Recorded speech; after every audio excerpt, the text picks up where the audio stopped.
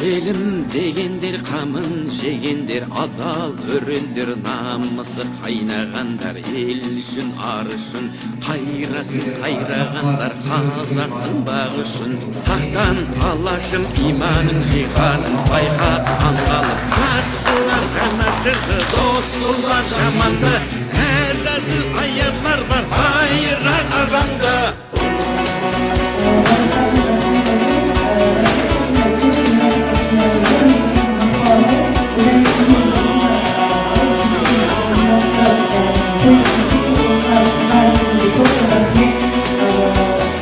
Баю үшін барында сатқандар, қою үшін тонында арын сатқан құлданған санасы, ел мен жер бізге аманат, алаштың баласы.